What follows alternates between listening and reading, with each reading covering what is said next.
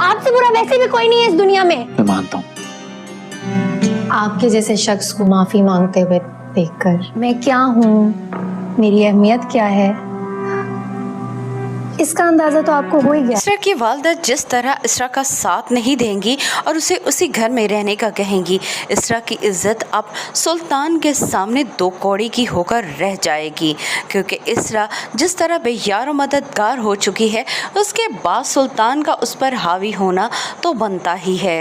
अगर देखा जाए तो इसरा की माँ यही चाहती है कि उसकी बेटी का घर आबाद रहे, इसीलिए वो अपनी बहू की बात पर भी यकीन नहीं करेगी और न ही इसरा जब फ़ोन करके माँ से गाड़ी मंगवाएगी तो वो उल्टा इसरा को ही झूठा करार दे देंगी और उसे समझाएंगी कि उसे सुल्तान के साथ हर हाल में रहना चाहिए।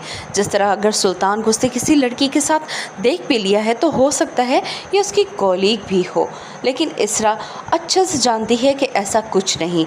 जिस तरह सुल्तान उसकी इंसल्ट कर चुका है, इसरा को इस घर में एक एक पल रहना मुश्किल हो रहा है। दूसरी तरफ हाला अपने भाई के बारे में एक लफ्ज़ भी सुनने को तैयार नहीं होगी।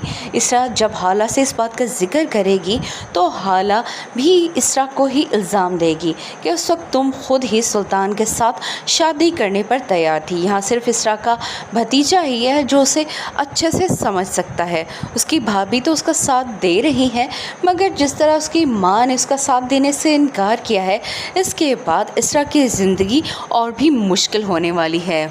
इसरा को अभी परीसे के बारे में मालूम ही नहीं, वो सिर्फ और सिर्फ सुल्तान की क्लास फेलोज़ के बारे में जानती है जिनके साथ सुल्तान के अफेयर्स हैं। आपको क्या लगता है कि परीसे के बारे में इसरा को मालूम होगा या नहीं?